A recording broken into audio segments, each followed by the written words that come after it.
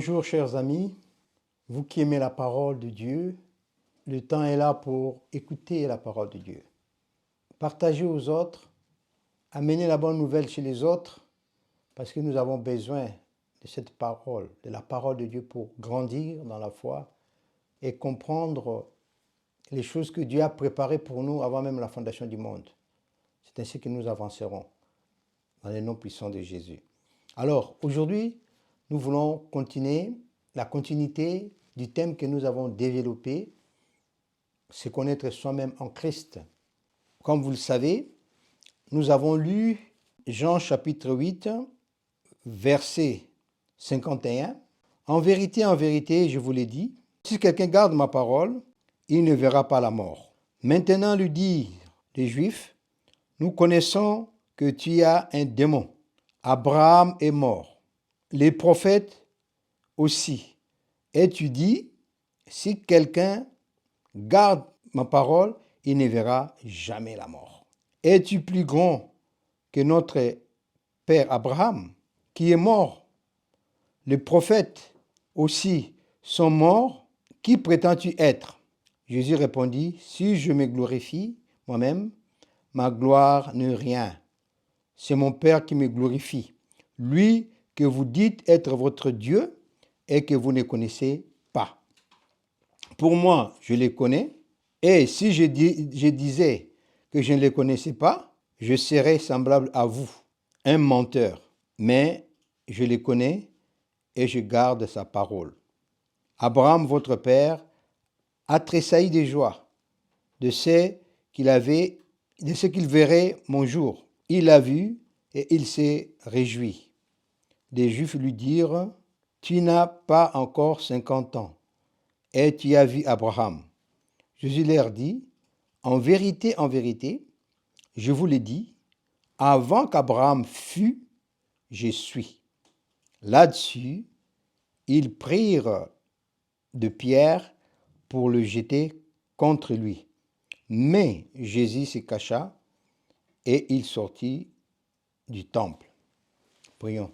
Seigneur, nous voulons te dire merci parce que tu es Dieu. Tu es le Dieu de la parole. Tu es la parole. Tu es celui qui ouvre notre entendement, Seigneur. Tu es celui qui permet à ta lumière, tu es la lumière, de nous éclairer, d'éclairer nos ténèbres.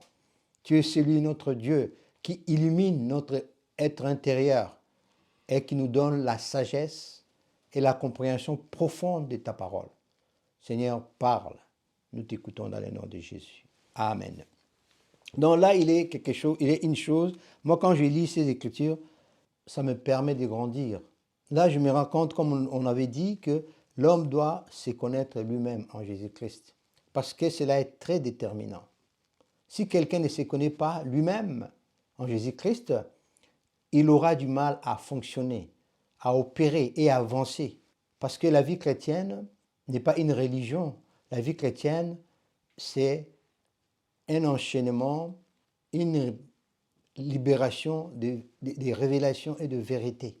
C'est-à-dire Dieu nous conduit à travers la vérité, qui est sa parole, à travers des révélations. La révélation vient pour nous éclairer au plus profond de nous et la révélation facilite l'alignement, l'ajustement en fonction de ce que Dieu dit. Parce que quand la révélation vient, elle éclaire notre vie intérieure. Quand la révélation vient, la révélation produit une intelligence qui soit au-dessus de notre intelligence. Donc, c'est vraiment important qu'un enfant de Dieu puisse avoir une révélation, la révélation divine sur lui-même. Le but de la parole est là pour nous apporter la connaissance. Et cette connaissance, lorsqu'elle pénètre au plus profond de nous, qu'est-ce qui se passe?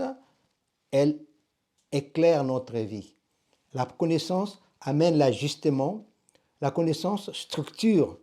La connaissance, lorsqu'elle est révélée au plus profond de nous, structure notre vie intérieure. Eh bien, la connaissance nous donne la force. Lorsqu'elle émane du plus profond de nous, cette connaissance-là nous donne une force inouïe, produit en nous une sagesse inouïe et produit en nous une multiconnaissance. Parce que la connaissance émane de la révélation. La connaissance produit aussi une révélation continuelle dans notre vie profonde. C'est-à-dire la capacité qu'a l'Esprit, par le Saint-Esprit, de saisir les choses est plus grand que la capacité qu'a notre cerveau. Il est des domaines dont notre cerveau ne peut pas s'aventurer là-dedans. Mais le Saint-Esprit va dans le profondeur de Dieu. C'est ça la différence. Voilà pourquoi nous devons nous connaître en tant qu'enfants de Dieu, en tant que ceux à qui Dieu s'est révélé.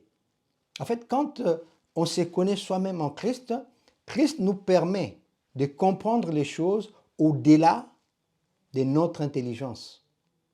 Christ nous permet de saisir les choses comme nous ne pouvions pas les saisir autrement que par lui, par sa révélation, par sa lumière. La lumière que produit la révélation de la parole dans notre cœur rehausse notre dimension spirituelle, nous tire encore plus haut. Et c'est ainsi que tous les potentiels, le talent, les capacités, tout ce que nous pouvons avoir s'ajustera à cette lumière. Et quand cette lumière qui est la révélation opère en nous, nous allons opérer dans une puissance supérieure. Car sur le plan spirituel, ce que tu ne vois pas, ce que tu ne perçois pas, ce que tu ne saisis pas, tu ne peux pas les reproduire. Voilà pourquoi quand un enfant de Dieu a cette capacité-là, arrive à vivre ces choses, il aura toujours un temps d'avance par rapport aux autres. Pourquoi? Parce que les autres s'attachent et restent sur des choses qu'ils voient, qu'ils palpent. C'est une logique purement humaine. Vous savez, l'être humain n'est pas bête. L'être humain peut comprendre, peut faire des choses, juste avec son intelligence humaine, car c'est Dieu qui lui a donné ça. Mais la capacité que l'Esprit nous donne, l'Esprit de Dieu nous donne, est au-dessus de celle qu'un être humain normal peut posséder. Voilà pourquoi Jésus dira plutôt, vous connaîtrez la vérité et la vérité vous affranchira. La connaissance de la vérité dont nous parle Jésus, c'est cette connaissance qui est soufflée par le Saint-Esprit, inspirée par le Saint-Esprit, révélée par le Saint-Esprit dans notre esprit à nous. Et quand notre esprit à nous arrive à saisir ces choses, il se rapproche avec le Saint-Esprit de Dieu. Il va commencer à voir les choses selon le Saint-Esprit de Dieu. Or, le Saint-Esprit voit les choses selon Dieu. Alors, quand nous arrivons à saisir les choses sur un point en fonction de la manière dont Dieu voit les choses, nous sommes dans une autre dimension. Voilà pourquoi il est très important que, en tant qu'enfants de Dieu, nous puissions connaître qui nous sommes en Christ. Cela est une chose qui est liée à l'esprit. Alors que l'homme, l'être humain, on peut l'éduquer sur le plan humain, il peut faire de grandes études et être aussi nécessaire, important pour la société, apporter plein de choses. Mais dans le domaine spirituel, il faut que le Saint-Esprit nous révèle Dieu, nous révèle qui nous sommes. Et quand nous commençons à voir les choses comme le Saint-Esprit nous inspire, dans notre esprit, on aura une connaissance globale de ce que nous sommes sur le plan spirituel. Alors, quelqu'un qui a cette connaissance de soi, qui se connaît, n'a aucun mal à connaître Dieu. Voilà pourquoi, de nos jours, beaucoup de gens ont la connaissance, mais comme il manque la révélation qui va avec la connaissance, ils ont une connaissance intellectuelle des choses. Alors que la connaissance intellectuelle ne franchit jamais la limite pour aller dans la connaissance spirituelle. La connaissance spirituelle est du domaine du Saint-Esprit, de l'Esprit aussi. C'est ce qui fait que quand les gens parviennent à ces choses-là, pour les autres qui n'ont pas la maturité spirituelle, qui n'ont pas évolué avec le Saint-Esprit, qui restent scotchés sur leur propre intelligence, les choses sont floues pour eux. Et ceux qui franchissent cette dimension dans le Seigneur paraissent comme soit des orgueilleux ou des gens, je ne sais pas moi, on ne les comprend pas.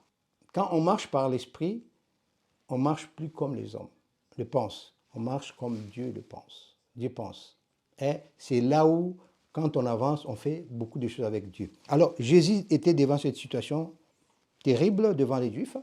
Quand il leur parlait, il avait glissé un mot. Il a dit, celui qui croit en lui, celui qui garde ses paroles à lui, celui-là ne verra jamais la mort. Et ça a choqué. Ça a choqué beaucoup de gens qui, durant des années, voyaient les choses autrement.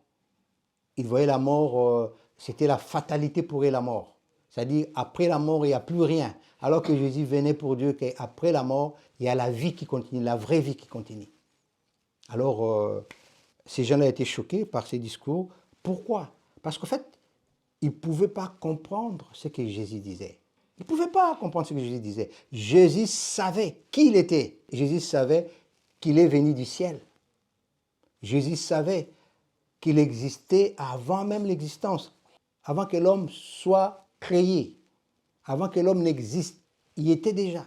Alors, il y avait vraiment une disparité entre Jésus et les gens qui étaient en face de lui. Et ces mêmes gens-là disaient qu'ils connaissaient Dieu. Mais le Dieu qu'ils connaissaient, qu'ils prétendaient connaître, ils ne le connaissaient pas parce qu'ils n'avaient pas la révélation de ce Dieu-là. C'est ce qui fait que, dans leur conscience, ils croyaient fermement connaître Dieu. Vous savez, bien-aimés, Dieu est esprit. Il faut que ceux qui l'approchent lui approchent en esprit et en vérité.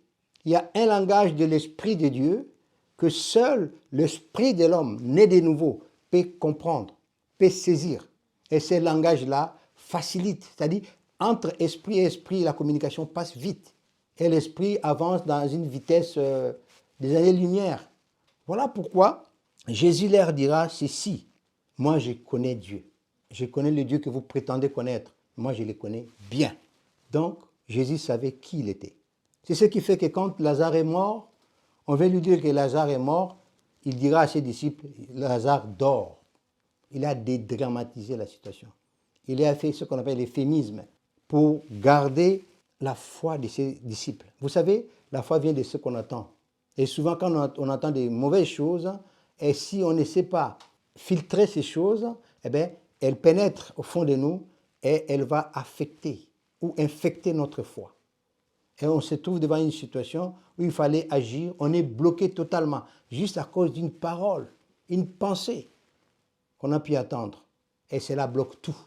Donc, mais Jésus savait qui il était. Jésus savait qui il était. Il savait jusqu'où il pouvait aller. Nous aussi, qui sommes enfants de Dieu, nous devons comprendre ces choses-là pour être efficaces dans l'œuvre de Dieu, pour être efficaces dans notre ministère, pour être efficaces dans notre vie, pour pouvoir avancer au-delà de toutes les limites. Nous devons connaître réellement ce que nous sommes. Nous devons connaître réellement ce que nous sommes. Et cela nous permettra d'avancer avec force, sans forcer. Parce que la vie de l'esprit qui est en nous est plus grande, plus puissante, plus élevée que la vie charnelle. Quand on se connaît, soi-même en Christ, la vie de la chair ne viendra pas nous arrêter. Vous savez pourquoi? Parce qu'on marchera selon la vie de l'esprit. Vous savez, de nos jours, beaucoup de gens sont remplis du Saint-Esprit. Ils ont le Saint-Esprit en eux. Avoir le Saint-Esprit, c'est une chose. Mais ce que Dieu attend de nous, que nous soyons conduits par l'Esprit. Quelqu'un qui a l'Esprit, qui ne se laisse pas être conduit par l'Esprit, il n'a rien de plus que quelqu'un qui ne connaît pas Dieu. Parce que la vie de Dieu, c'est cette vie-là qui fonctionne par rapport à l'Esprit. C'est-à-dire, celui qui avance, celui qui se laisse conduire par l'Esprit, mène une vie qui est au-dessus de la vie normale. C'est-à-dire, il est en train d'amener une vie céleste sur terre. Il est en train de vivre surnaturellement dans un monde naturel. Il n'est pas régi par les choses du monde, mais il est conduit par le Saint-Esprit. Or, nous sommes dans la dispensation actuelle du Saint-Esprit.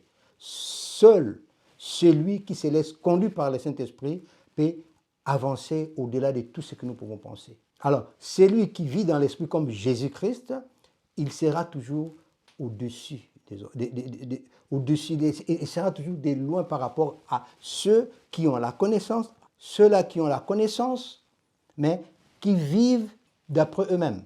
Vous savez, le plus grand combat d'un homme, des enfants de Dieu aujourd'hui, c'est de dominer sur la chair. Et tu ne peux pas dominer sur la chair toi-même. Tu ne peux pas te dépouiller des œuvres de la chair si tu n'es pas conduit par le Saint-Esprit. La Bible dit, marchez selon l'Esprit et vous n'accomplirez pas les désirs de la chair.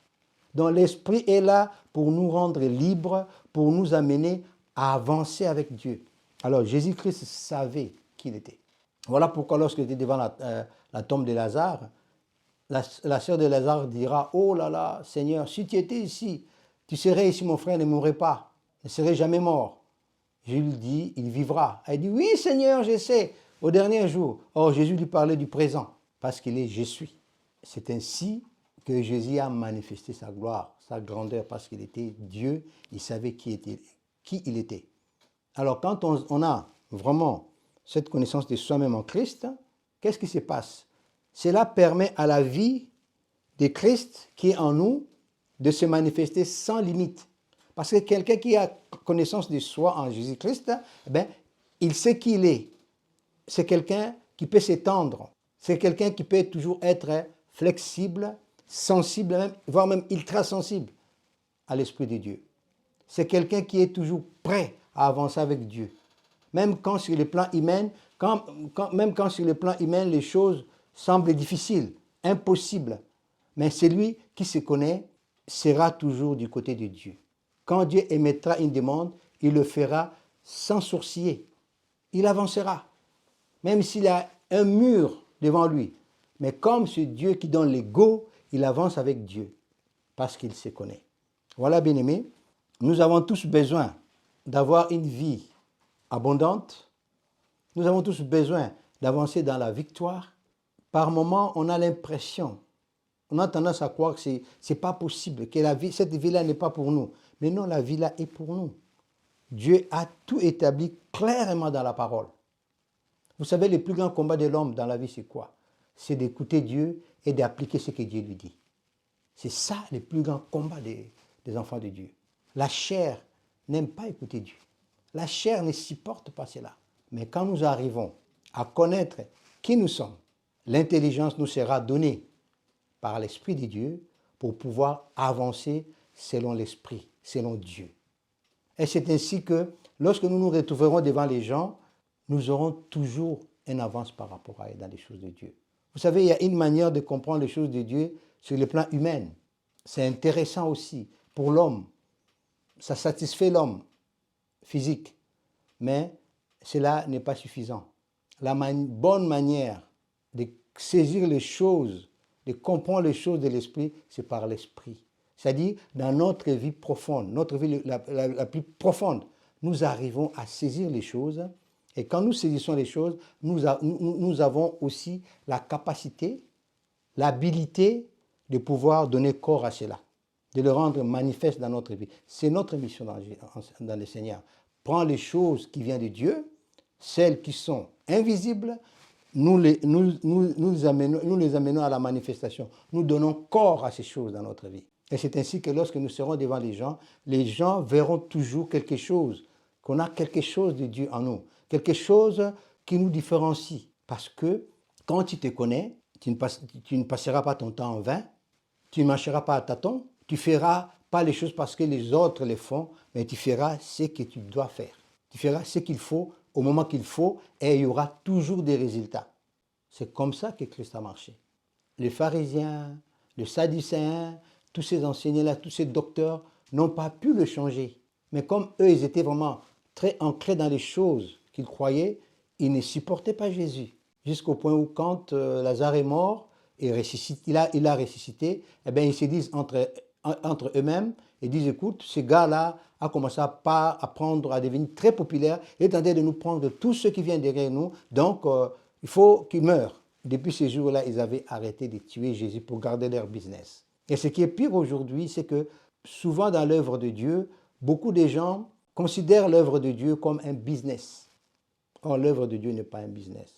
Celui qui marche selon l'Esprit, celui qui se connaît en Christ, n'osera jamais faire ces choses-là. Christ lui-même, il était ici-bas, il n'a pas transformé son ministère, son œuvre en business, parce qu'il était venu non pour faire un business sur terre, mais il est venu pour amener les gens à connaître Dieu. Et on ne peut pas amener les gens à connaître Dieu si nous sommes attachés au Dieu Mammon. Nous sommes appelés à nous dépouiller. Donc, bien aimés, voilà ce que je voulais dire. Je voulais compléter par rapport à ces messages-là aujourd'hui. Si tu ne sais pas qui tu es toi-même en Jésus-Christ, eh bien, tu es en danger parce que n'importe qui pourra faire de toi qu'il veut. Or, nous sommes censés rester dans la parole. Quand la parole est ancrée, est plantée au plus profond de nous, quand la parole est enracinée dans notre vie, eh bien, la parole libère en nous une vie qui est au-dessus de la vie normale. Parce que n'oublions pas que Christ lui-même est la parole incarnée, est la parole faite chair. Et nous, quand nous marchons avec lui, nous, quand nous le connaissons réellement, quand nous nous connaissons, eh bien, nous devenons la chair faite esprit. C'est-à-dire, la chair s'efface au profit de l'esprit. Et l'esprit occupe toute la place.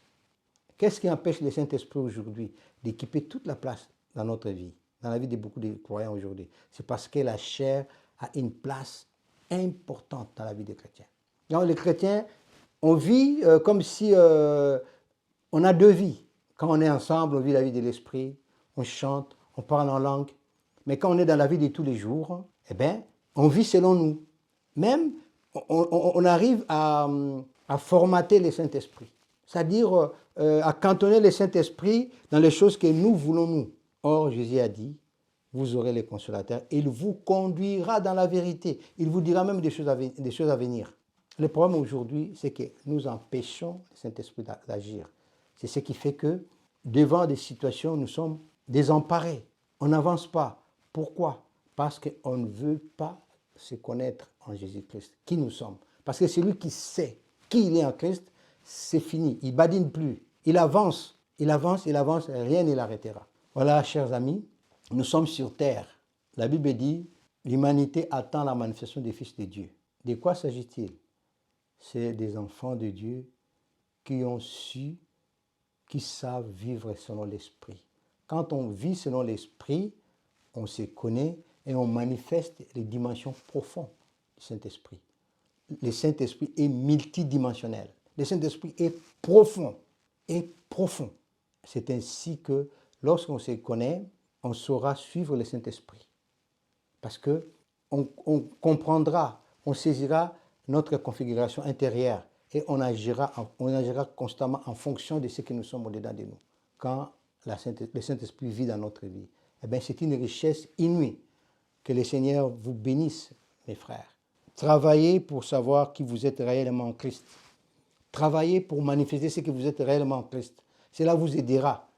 Vous aidera à avancer, à être droit dans les bottes, la tête levée et à avoir une conviction indestructible.